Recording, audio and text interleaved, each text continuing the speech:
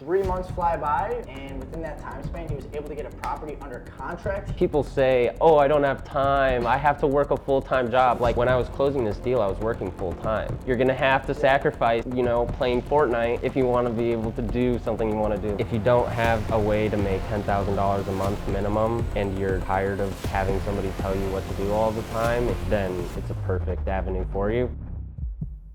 Alrighty, ladies and gentlemen, I've got Aiden Rossetti here in the cut with us.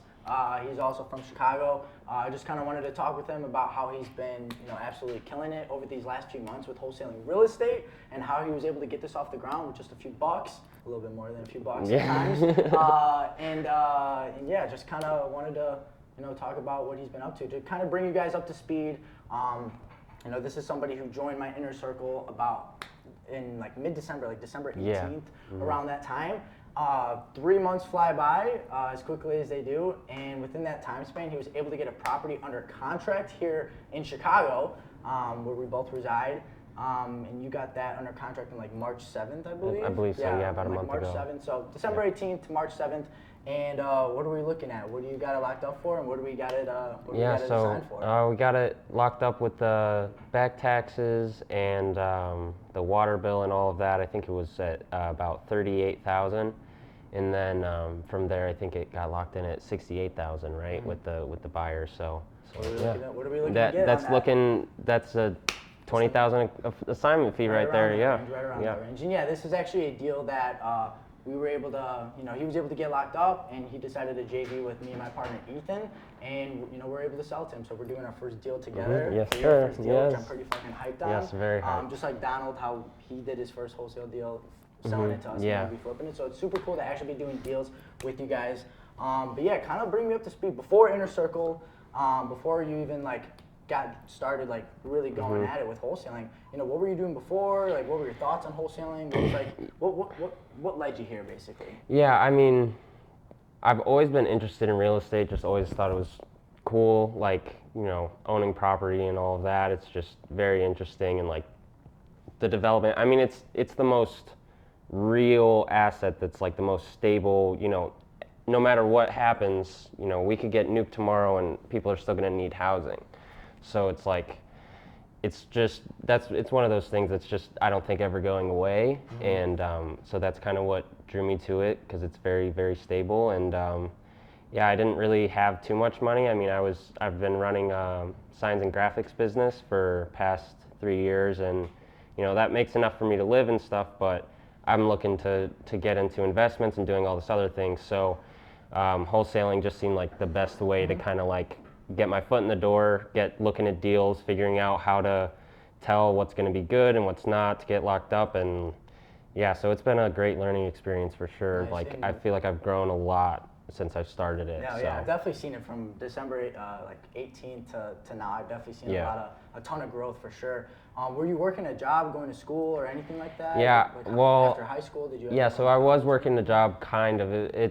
I was working for myself, but it was still, I'm still charging people for my time and my work. So it's not something where you can get ahead of, the day-to-day need to make my rent and food, So, and I mean, obviously I'd like to invest in that business and grow it, but that's not exactly possible without having, something to back it up. So that's what we're going for with the wholesaling. Yeah. I gotcha. And what kind of drew you to wanted to work closer with me and my partner Ethan? Yeah, I mean, I just saw you on Instagram, and I could tell that you were a real dude who I could tell you weren't putting on a front, trying to swindle people into buying a course or whatever, and you had something real to back it up, and I think that was the main thing for me. Gotcha. Yeah. No, I appreciate that. Yeah, I try to be as transparent as possible, not try to show anything flashy, just keep it real 100%. Yeah. So I appreciate you for saying that. Yeah. Now, I know one thing really stuck out to me on one of our coaching calls one time,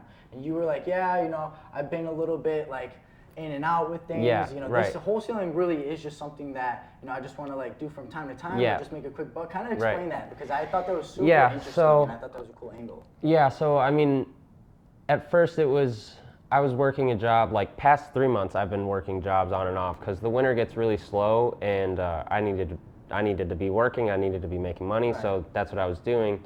And wholesaling, I was kind of learning it on the side, like I said, but then, you know, the more I got into it, the more I just saw it as like kind of just a really, really good option to kind of go in full force and like really try and do something special and that's never really been done before. So that was what got me from like thinking in the, you know, the short term and whatever to going more long term and thinking about what I can do with it once I've got the deal flow and you know the assignment fees and all of this, like where it can go from there. I started thinking more about that, and that was what really made me go into it. Dude, and that's exactly what I think that actually was able to kind of get you to where you are now, where you actually have a deal signed and an assignment contract signed too, is that I love how you were super fucking patient with things. Like you knew that this is like a long-term gain. Like, you know, you just want to soak up as much shit as possible, you know, in a long period of time, because you know that's going to end up paying off one day. Exactly. Which like some people just can't wrap around their heads. Like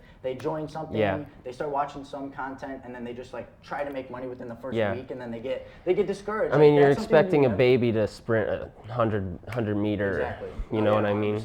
No, yeah, your like view of it has always been super unique and something that a lot of other people need to like understand and like look at it that way too. Is like this is a long-term play. Like wholesaling is not the end-all be-all. Like I assume like maybe eventually you want to, you know, own some properties, start flipping some properties, maybe get an Airbnb. And, like, 100%. It's just that first step, and like it's a marathon, not a race. And I thought that was a really cool you know, way of looking at it. Now, when you were first looking into wholesaling, how long was it from like when you first heard about it to like when you actually took action and started, you know, trying to close a deal?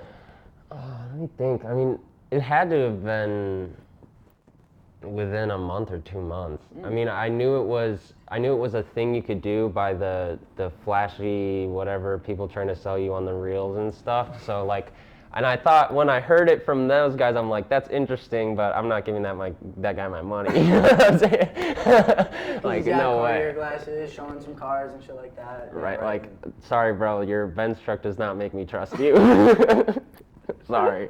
We're gonna it's keep not me. names disclosed. We'll keep some names disclosed. Yeah, I don't even know who that was really. So you know. I got you. So, were you skeptical at all when you like wanted to jump into it? It's always a risk, but I'm like, either I take on this risk of trying this class and trying to do this, or I risk being in the same spot that I've been at for the past 4 years for the rest of my life. And I'm like, which one's bigger, you know?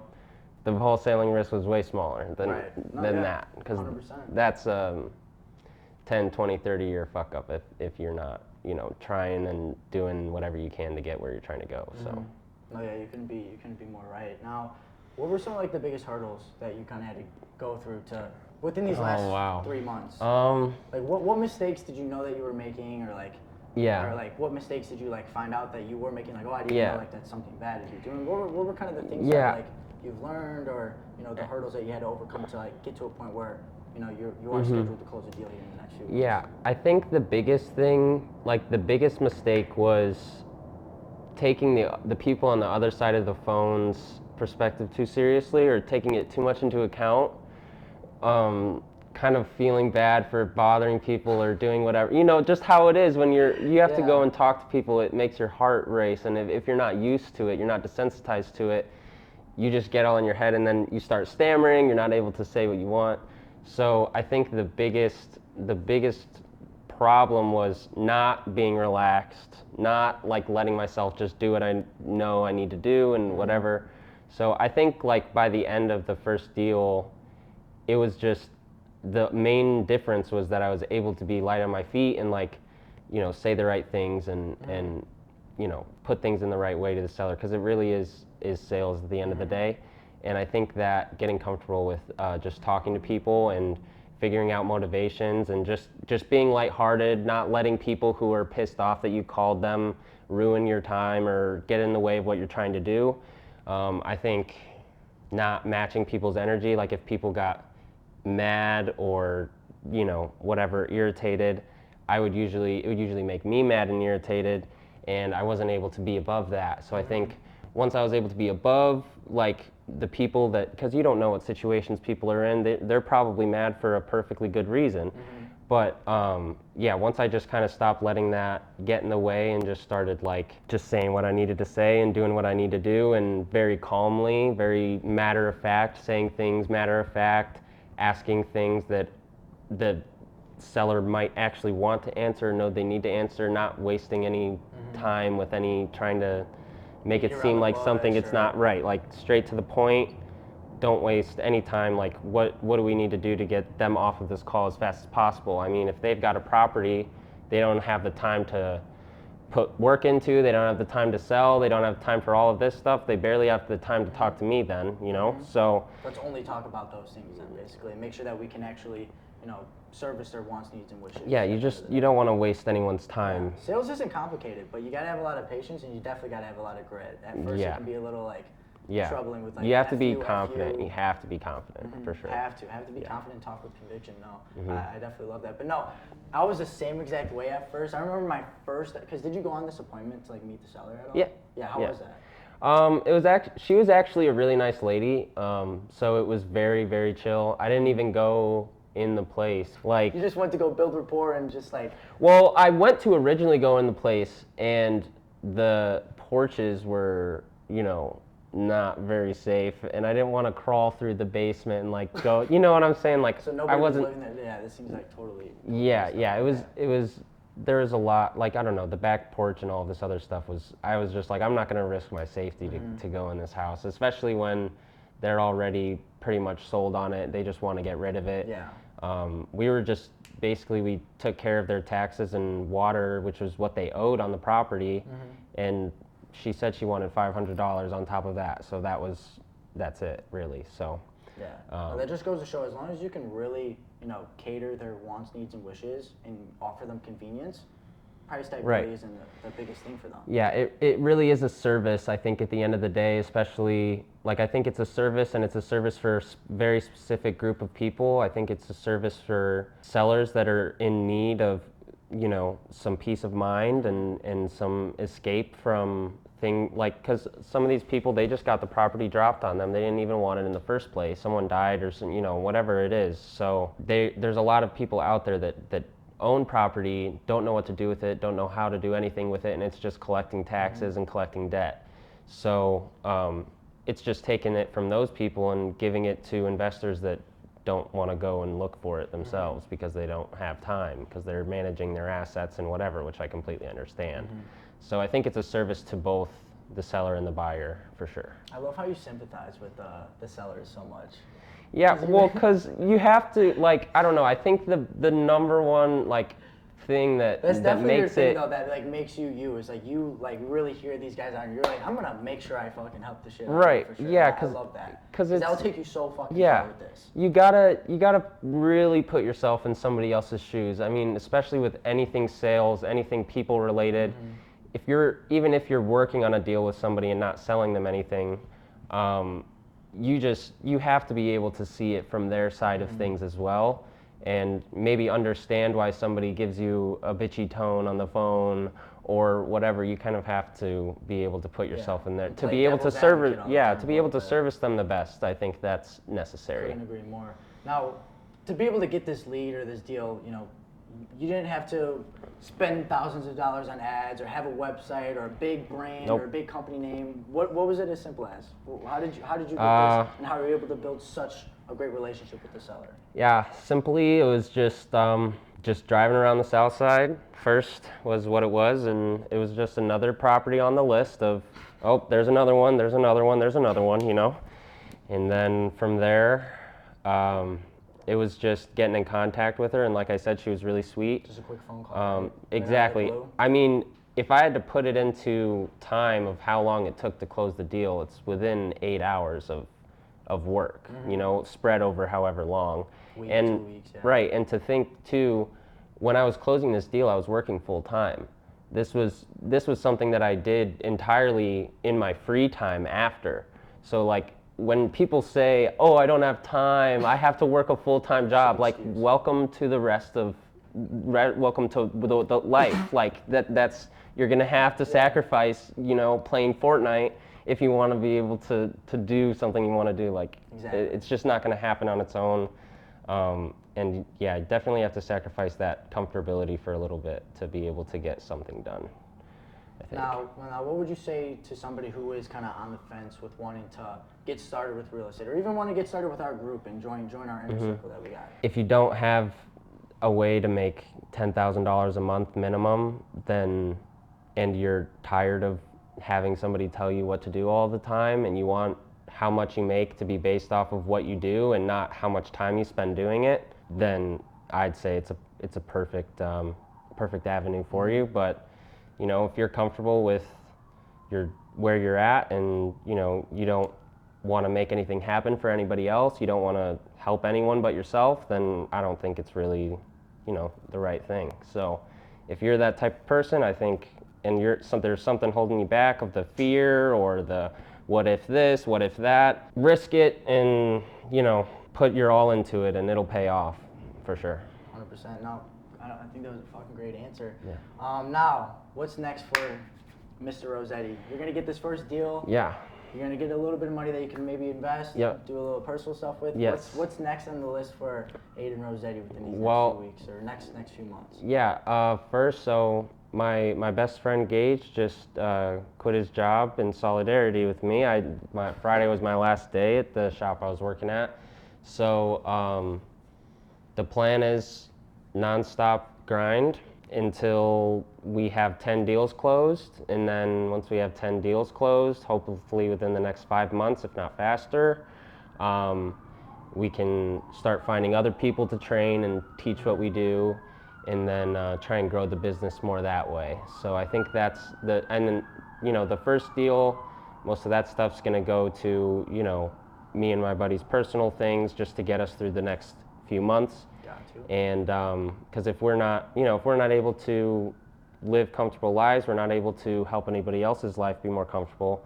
So yeah, that's what the first deal plan is. And through the next, since you said we JV'd this, the next month or 2 months, over the next 3 or 4 deals, we're going to need to lock in our buyer process, just so that once we want to close, you know, do the disposition ourselves, we're able to do that. So I think that's the next step for sure. I like how you're kind of taking more of an approach to like really dial in acquisitions, because that's probably the hardest hurdle for people to like really dial in and scale. Yeah. Dialing in acquisitions, getting a little team going with that, and then just kind of start focusing on the other departments, so you call it, within the wholesale. Yeah, I business. mean, there's the one half and then the other half, and I think that the seller half's definitely a bigger portion of it. Big portion of it for sure. Right. Because once you got the buyer list and you have that all locked in over, you know, however, maybe 6 months max to lock that in. There's always a demand for investment properties. Yes. You know what I mean? Right. And as long as you find good deals.